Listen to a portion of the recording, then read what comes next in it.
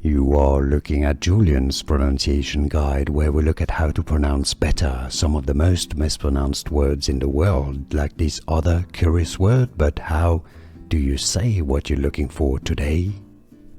An interesting German word, also used in English, literally meaning two-hander.